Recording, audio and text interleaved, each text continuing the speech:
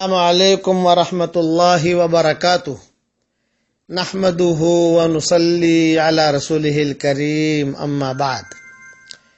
آج کا سبق خوابوں کے سلسلے میں مزید سن لیجئے۔ اس وقت میں مدینہ منورہ میں ہوں اور سخت بخار میں ہوں، اس لیے آہستہ آہستہ بول رہا ہوں اور یہ سبق دے رہا ہوں، بہت دھیان سے سنیے۔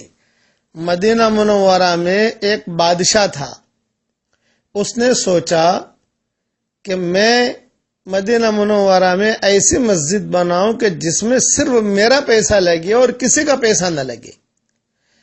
بہت دھوم دھام سے مسجد بنائی اور پھر اس پر تختی لگوائی، تختی پر اپنا نام لکھوایا، کون سا سن میں بنی وہ لکھوایا۔ اس زمانے میں تختی پر نام لکھوانا تھوڑا عیب شمار ہوتا تھا، کبھی ریاکاری ہے، لیکن اس زمانے میں یہ درخواست کرتا ہوں کہ مسلمان کوئی بھی کام کریں وہ تختی پر ضرور نام لکھیں، تاکہ 100 سال کے بعد 200 سال کے بعد پتہ چلے آنے والی نسلوں کو کہ مسلمانوں نے یہ کام بھی کیا ہے۔ ہسپتال بنائی تو مسلمان ضرور تختی لکھیں، البتہ اخلاص اپنا اور اللہ کے درمیان ہے، وہ اللہ کے اپنے درمیان رکھیں۔ یہ زمانہ اب تختی کا ہے، تاکہ آئندہ آنے والی نسلوں کو یا آئندہ آنے والے لوگوں کو یہ پتہ چلے کہ مسلمانوں نے بھئی ہسپتال بھی بنایا تھا، مسلمانوں نے مسجد بھی بنائی تھی، بھئی مسلمانوں نے یہ مسافر خانہ بھی بنایا تھا۔ اس کا خاص خیال رکھنا، یہ آج کل میری نصیحت ہے۔ اب خلاصہ یہ کہ جب بادشاہ نے مسجد بنا دی اور اس کا افتتاح کیا، حرم شریف کے ائمہ آئے اور بہت بادشاہ خوش ہوا کہ میں نے مسجد بنائی۔ رات کو بادشاہ سویا، خواب میں دیکھا کہ فرشتے آئے اور تختی کے اوپر جو بادشاہ کا نام لکھا ہوا تھا وہ بادشاہ کا نام مٹا دیا اور ایک عورت کا نام لکھ لیا۔ بادشاہ بڑا پریشان کہ بھئی نام تو میرا نام لکھا ہوا تھا، یہ عورت کا نام کیسے آ گیا؟ فوج بھیجی کہ دیکھو کس کا نام لکھا ہے۔ یوں کہا کہ آپ کا نام لکھا ہے، کسی عورت کا نام لکھا ہوا نہیں ہے۔ خیر، دوسرے دن بادشاہ نے پھر یہی خواب دیکھا کہ عورت کا نام فرشتے لکھ رہے ہیں، بادشاہ کا نام مٹا رہے ہیں۔ پھر دوسری فوج بھیجی، انہوں نے آ کر یہی خبر دی کہ آپ ہی کا نام لکھا ہوا ہے۔ تیسرے دن یہی خواب دیکھا کہ فرشتہ عورت کا نام لکھ رہا ہے، بادشاہ کا نام مٹا رہا ہے۔ تب بادشاہ خود چل کر آیا، اس نے دیکھا کہ دیکھوں تو صحیح کس کا نام ہے۔ جب دیکھا تو بادشاہ کا نام تھا۔ چوتھے دن پھر یہی خواب دیکھا۔ اس لیے میں کہتا ہوں کہ مسلسل اگر کوئی خواب دیکھو تو ضرور کسی سے پوچھ لو۔ چوتھے دن پھر یہ خواب دیکھا تو بادشاہ نے وہ عورت کا نام یاد کر لیا۔ دوسرے دن عورت ڈھونڈوائی، کون ہے یہ عورت؟ ایک بہت بوڑھی عورت تھی، جہاں آج کل باب البقی ہے وہی اس کا جھونپڑا رہتا تھا، اور وہی جو اپنے جھونپڑے میں رہتی تھی پولیس والے اسے اٹھا کر لائے بادشاہ کے پاس۔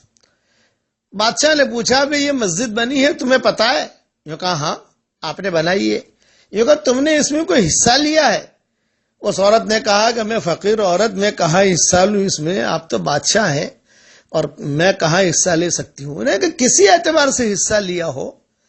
تو اس عورت نے کہا کہ ہاں بس اتنا ہے کہ روزانہ گدھے جو ہیں وہ میرے گھر کے قریب سے گزرتے تھے اینٹیں لے کر، اور وہاں مسجد میں اینٹیں چھوڑ کر پھر واپس آتے تھے۔ تو میں سوچتی تھی کہ بیچارے گدھے ہیں، مسجد کے لیے اینٹیں لے کے جا رہے ہیں، اب میں کیا ان کی خدمت کروں؟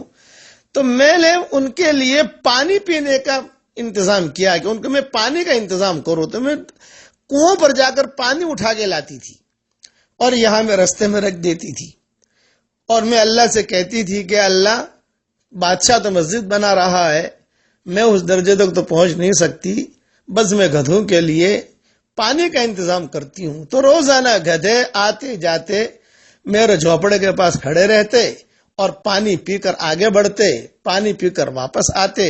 یہ منظر میں دیکھتی، دو منظر دیکھتی کہ یہ گدھے جب روضہ اقدس کے قریب سے گزرتے تو سر نیچے کیے ہوئے ادب کے ساتھ گزرتے۔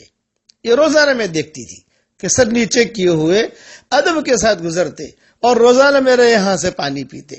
بس یہ کہہ کر بڑھیا رونے لگی کہ اس کے علاوہ میں نے کوئی کام نہیں کیا.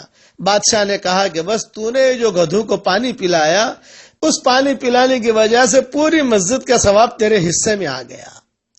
تو اللہ کے یہاں جو ہے اخلاص دیکھا جاتا ہے، اندر کی نیت دیکھی جاتی ہے. اس سلسلے میں مزید مضمون انشاءاللہ کل بھی عرض کروں گا. اس وقت سخت بخار میں ہوں، زیادہ مضمون عرض نہیں کر سکتا، سخت بخار میں ہوں. اللہ تعالیٰ مجھے بھی شفا دے اور جو میرے لیے دعا کرے اللہ اس کے سارے جائز مرادوں کو پوری کرے.